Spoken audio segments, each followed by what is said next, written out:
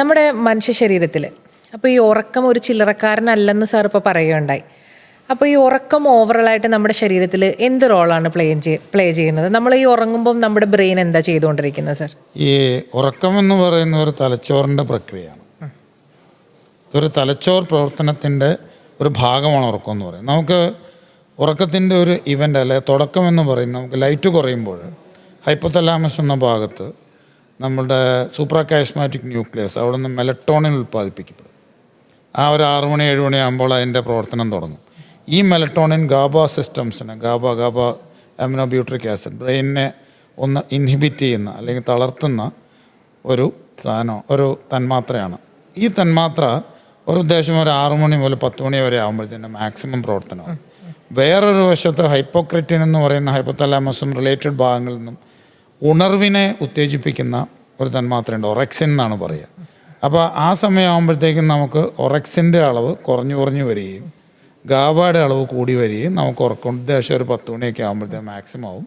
ഒരു 10 മണി തൊട്ട് 4 മണി വരെ. ഇതാണ് നമ്മളുടെ ഒരു സർക്കേഡിയൻ റിതം എന്ന് പറയുന്നത്. നമ്മളുടെ ശരീരത്തിൻ്റെ സർക്കാഡിയൻ എന്ന് പറഞ്ഞാൽ പല തരത്തിലുണ്ട്. ഒന്ന് ഹീമോഡൈനാമിക്, അതായത് നമ്മുടെ cortisol, blood pressure variations, pulse variations, അതുപോലെ ഉറക്കത്തിൻ്റെ ദിനചര്യ, നമ്മുടെ ശരീരം എങ്ങനെ മാറുന്നു അല്ലെങ്കിൽ എന്തൊക്കെ സംഭവിക്കുന്നുള്ളത് നിശ്ചയിക്കുന്ന റിഥമുണ്ട്.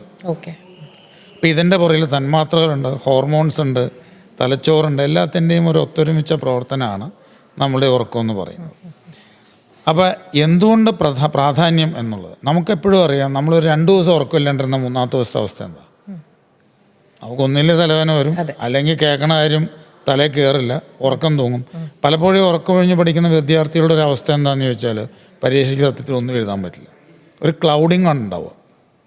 നമ്മൾ ഇങ്ങനെ ഉറങ്ങി പോവുക എന്നുള്ളതല്ലാതെ വ്യക്തമായിട്ടൊരു ക്ലാരിറ്റി നമുക്കൊരിക്കലും അതിൽ നിന്നുണ്ടാവില്ല. അപ്പോൾ ഇവിടെ നമുക്ക് ഈ ഉറക്കമില്ലായ്മ എന്ന് പറയുന്ന ഒരു അവസ്ഥ എന്ന് പറയുന്നത് വളരെ ഭീകരമായിട്ടുള്ളൊരവസ്ഥയാണ്.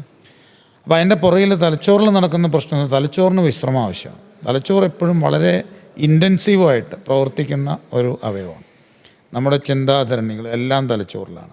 ഒറ്റ വാക്കിൽ പറഞ്ഞാൽ ഉറക്കത്തിൻ്റെ ഫംഗ്ഷൻ എന്ന് വെച്ചാൽ തലച്ചോറിനെ ഒന്ന് വിശ്രമിപ്പിച്ച് പിറ്റേ ദിവസത്തെ പ്രവർത്തനത്തിന് തയ്യാറാക്കുന്ന ഒരു പ്രക്രിയയാണ് ഉറക്കം. അതായത് ശരീരത്തിന് വിശ്രമം പോലെ തന്നെ തലച്ചോറിന് ഒരു വിശ്രമം വേണം. പിന്നെ ഇതിൻ്റെ പുറകിൽ നടക്കുന്ന കുറേ അധികം കാര്യങ്ങളുണ്ട്. അതായത് ഒന്ന്, നമുക്ക് ഏറ്റവും പ്രധാനപ്പെട്ട 2 കാര്യങ്ങൾ. ഒന്ന്, നമുക്ക് NREM സ്ലീപ്പുണ്ട്, REM സ്ലീപ്പുണ്ട്. റാപ്പിഡ് ഐ മൂവ്മെൻറ്റും non rapid eye movement sleep.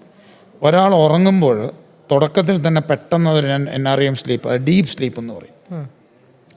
രണ്ടാമത് നമ്മുടെ REM സ്ലീപ്പ് താരതമ്യേന ലൈറ്റ് സ്ലീപ്പാണ്.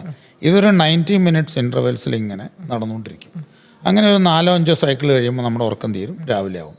വെളുപ്പാങ്കാലം ആകുമ്പോഴത്തെ REM സ്ലീപ്പ് കൂടി വരും, നമ്മൾ ഉണർവിലേക്ക് പോകും. അപ്പോൾ ഒറക്സിൻ്റെ പ്രവർത്തനം കൂടും, നമ്മൾ ഉണർന്നു വരും, ഗാബ കുറയും, അപ്പോൾ നമ്മൾ ബാക്കി പ്രത്യാവസ്ഥയ്ക്കുള്ള സജ്ജമായി. ഇതിൻ്റെ പുറകിൽ നടക്കുന്ന പ്രധാനപ്പെട്ട 2 കാര്യങ്ങൾ. ഒന്ന്, REM സ്ലീപ്പിൽ സിനാപ്റ്റിക് പ്രൂണിംഗ് എന്ന് പറയും. അതായത് ബ്രെയിനിൽ നമ്മളെപ്പോഴും ജനിക്കുന്നത് ഇത്ര fixed number of brain cells കൊണ്ടാണ്. ബ്രെയിൻ സെൽസ് ഒരിക്കലും രണ്ടാമത് ഡിവൈഡ് ചെയ്യാറില്ല. നിങ്ങൾ 1,00,000 ന്യൂറോൺസ് അല്ലെങ്കിൽ ബില്യൺസ് ഓഫ് ന്യൂറോൺസ് ആയിട്ടാണ് ജനിക്കുന്നത്. ഓരോ കൊല്ലം കഴിയുന്നതോറും അതിൻ്റെ ഒരു പോപ്പുലേഷൻ കുറഞ്ഞു വരും. ഒരു 75 വയസ്സൊക്കെ ആകുമ്പോൾ ഒരു 25% ന്യൂറോൺസ് അങ്ങ് പോകും. പക്ഷേ നമ്മളിപ്പോൾ ഒരു സ്ട്രോക്ക് വരുന്നു, ഒരു ഭാഗം നശിച്ചു പോകുന്നു, പക്ഷേ പിന്നെയും പേഷ്യൻ്റ് റിക്കവർ ചെയ്യുന്നുണ്ട്.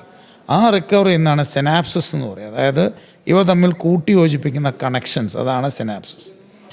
ഓരോ ദിവസവും ലക്ഷക്കണക്കിന് പുതിയ സിനാപ്സിസ് ഉണ്ടാവുന്നു, ലക്ഷക്കണക്കിന് നശിച്ചു പോകുന്നു. അപ്പോൾ ഈ REM സ്ലീപ്പിൽ നടക്കുന്ന കാര്യം സിനാപ്റ്റിക് പ്രൂണിങ്. നമ്മൾ ഗാർഡനിൽ പല ചെടികളും നട്ടു വളർത്തും, എല്ലാത്തിനെയും കട്ട് ചെയ്ത് നിർത്തിയാലേ അതിന് ഭംഗി ഉണ്ടാവുള്ളൂ എന്ന് പറയണമല്ലോ. സിനാപ്സിസിനെ എല്ലാത്തിനെയും ആവശ്യമില്ലാത്തതിനെയൊക്കെ കട്ട് ചെയ്യുന്ന ആ പ്രക്രിയ നടക്കുന്ന REM സ്ലീപ്പിലാണ്. അപ്പോൾ REM സ്ലീപ്പ് ഇല്ലെങ്കിൽ ആ പ്രക്രിയ ഇല്ല. അപ്പോൾ ഈ സിനാപ്സിസ് കൂടുതലുണ്ടാകുമ്പോൾ എന്താവും, നിങ്ങളുടെ ഇപ്പോൾ ഒരു വണ്ടിയിൽ ഇങ്ങനെ കുറേ കരിയോയിൽ കിടക്കുന്നു, കുറേ കരിയോയിൽ കിടന്ന് കഴിയുമ്പം എഞ്ചിൻ പ്രവർത്തനം അവതാളത്തിലാവും. അപ്പോൾ ഓയിൽ നമ്മൾ മാറിക്കൊണ്ടിരിക്കും എന്ന് പറയണ പോലെ എഞ്ചിൻ്റെ വെയർ ആൻഡ് ടയറിന് പാർട്സ് നമ്മൾ മാറുന്നു എന്ന് പറയണ പോലെ തന്നെ സിനാപ്സിസ് എന്നും ഇത്ര പുതിയതുണ്ടാവുന്നു, പഴയതിനെയൊക്കെ കട്ട് ചെയ്ത് നശിപ്പിച്ച് കളയുന്നു, ശരീരത്തിൽ നിന്ന് അതിനെ എടുത്ത് മാറ്റിക്കളയുന്നു. അപ്പോൾ ബ്രെയിനിലുള്ള ലോഡ് കുറയ്ക്കും. അതാണ് നമ്മൾ REM സ്ലീപ്പിൽ നടക്കുന്നത്. NREM സ്ലീപ്പിൽ ഇതിലും പ്രധാനപ്പെട്ട ഒരു കാര്യമുണ്ട്. അതായത് ഗ്ലയൽ ലിംഫാറ്റിക്സ് എന്ന് പറയുന്ന ഒരു സിസ്റ്റമുണ്ട്. അതാണ് ബ്രെയിനിൻ്റെ വൃക്കകളെന്ന് പറയാം. ബ്രെയിനിൻ്റെ എക്സ്ക്രീറ്ററി സിസ്റ്റമാണ് ഗ്ലയൽ ലിംഫാറ്റിക്സ്. ഓക്കെ. ഇത് ഉറക്കത്തിൽ മാത്രമേ പ്രവർത്തിക്കുകയുള്ളൂ. അപ്പോൾ ബ്രെയിനിൽ നമ്മൾ രാവിലെ മുതൽ വൈകിട്ട് വരെ ഉണ്ടാകുന്ന രാസപ്രവർത്തനങ്ങളുടെ ഫലമായിട്ടും മറ്റുണ്ടാകുന്ന വേസ്റ്റ് പുറത്തേക്ക് പോകണ ഈ സിസ്റ്റത്തിൽ കൂടിയാണ്. ഓക്കെ. ഇത് ഉറക്കമില്ലെങ്കിൽ സിസ്റ്റം പ്രവർത്തിക്കില്ല. അപ്പോൾ ഇത് കെട്ടിക്കിടക്കും. നമ്മളെപ്പോഴും ഈ ആൽഷൈമർ രോഗികളുടെ ഒരു ഹിസ്റ്ററി എടുത്തു കഴിഞ്ഞാൽ ഇവരുടെ ചെറുപ്പകാലം മുതൽ ഇങ്ങോട്ട് ഇവർക്ക് ഉറക്കക്കുറവാണ് ഇവരുടെ പ്രശ്നം. ക്രോണിക് ഇൻസോംനിയാണ് ഇവരുടെ പ്രശ്നങ്ങൾ. പലപ്പോഴും ഒരു ഞങ്ങളുടെ മൈക്രോബയോളജി പ്രൊഫസർ ഞങ്ങളുടെ കാലഘട്ടം കോട്ടയം മെഡിക്കൽ കോളേജിൽ, അദ്ദേഹത്തിൻ്റെ ഭാര്യ ഇതുപോലെ ആൽഷൈമർ രോഗിയായിരുന്നു. അപ്പോൾ അവരൊരു മെമ്മോയർ എഴുതിയിട്ടുണ്ട് അദ്ദേഹം. അപ്പോൾ അതിനകത്ത് പറഞ്ഞിരുന്നത് ഈ മാഡം ചെറുപ്പകാലം മുഴുവൻ സിവിയർ ഇൻസോംനിയായിരുന്നു ഇവർക്ക്. അപ്പോൾ അദ്ദേഹം തന്നെ ആ പുസ്തകത്തിൽ ചോദിക്കുന്നുണ്ട്, ഉറക്കക്കുറവായിരുന്നു ആൽഷൈമേഴ്സിൻ്റെ കാരണം. അപ്പോൾ അതിൻ്റെ സയൻറ്റിഫിക് ബേസിസ് ഇവിടെയാണ്. അതായത് ഇത് പ്രവർത്തിച്ചില്ല, ഇതെല്ലാം കെട്ടിക്കിടക്കും, ബ്രെയിൻ ഡീജനറേഷനെ പ്രൊമോട്ട് ചെയ്യും. അപ്പോൾ ഈ രണ്ട് പ്രധാന കാരണങ്ങൾ. മൂന്നാമത്തെ എന്താണെന്ന് വെച്ച് കഴിഞ്ഞാൽ, നമ്മളിപ്പോൾ ഒരു കാര്യം നമ്മൾ കേൾക്കുന്നു അല്ലെങ്കിൽ കാണുന്നു അല്ലെങ്കിൽ നമ്മൾ ഒരു സ്പെഷ്യൽ സെൻസസിൽ ബ്രെയിനിലെത്തുന്നു. കുറേ നേരം അത് ഈ ഓർമ്മയിൽ നമ്മൾ കിടക്കണ എങ്ങനെയാണെന്ന് വെച്ചാൽ ഒരു പുകമറ കിടക്കുകയാണ്. കുറച്ച് കഴിയുമ്പോൾ ഒരു 30 മിനിറ്റ്സ് കഴിയുമ്പോൾ അത് പതുക്കെ ബ്രെയിനിൽ കോഡ് ചെയ്ത് തുടങ്ങും, എൻകോഡിങ് ആവും. ഈ എൻകോഡ് ചെയ്യുന്ന മെമ്മറീസ് എല്ലാം കൃത്യം ഒരു കമ്പ്യൂട്ടർ ഹാർഡ് ഡിസ്കിൽ എന്ന പോലെ ഒതുക്കി വയ്ക്കുന്ന ഉറക്കത്തിലാണ്. അപ്പോൾ ഉറക്കമില്ല, ആ പ്രോസസ്സ് നടക്കുന്നില്ല, പിന്നെ റിട്രീവലില്ല, നിങ്ങളൊരു ഹാർഡ് ഡിസ്ക് ഫെയിലിയറാണ്. അപ്പോൾ ഈ പ്രധാനമായും 3 കാര്യമാണ്. പിന്നെ ഓഫ് കോഴ്സ് ശരീരത്തിൻ്റെ മറ്റ് പ്രവർത്തനങ്ങൾ എല്ലാത്തിനും വിശ്രമം വേണം, തലച്ചോറിന് മാത്രമല്ല. ഈ പറയുന്ന ഇതിനും എല്ലാ വിശ്രമവും കൂടി ഒത്തുചേർന്നിട്ടുള്ള ഒരു രീതിയാണ് ഈ ഉറക്കം എന്ന് പറയുന്നത്. അതുകൊണ്ട് ഏറ്റവും ശരീരത്തിൻ്റെ ഒരുപക്ഷെ ഏറ്റവും പ്രധാനപ്പെട്ട ഒരു കാര്യമാണ്. നമുക്ക് ഏറ്റവും വലിയ കുഴപ്പം ഇതിനൊന്നൊരു ബയോമാർക്കേഴ്സ് ഇല്ല. ഇപ്പോൾ നിങ്ങൾക്ക് കിഡ്നി പോയി കഴിഞ്ഞാൽ നമുക്ക് ക്രിയേറ്റിൻ നോക്കാം, നമുക്ക് ഹാർട്ട് പോയി കഴിഞ്ഞാൽ CKMB-യോ ട്രോപ്പൈ എന്തെങ്കിലും നോക്കാം. അപ്പോൾ ഈ വൈറ്റൽ ഓർഗൻസിന് ഉറക്കം പോയാൽ എന്തുണ്ടാവും എന്നുള്ളത് ചിലപ്പോൾ 10-25 വർഷം കഴിഞ്ഞിട്ടേ അറിയുള്ളൂ.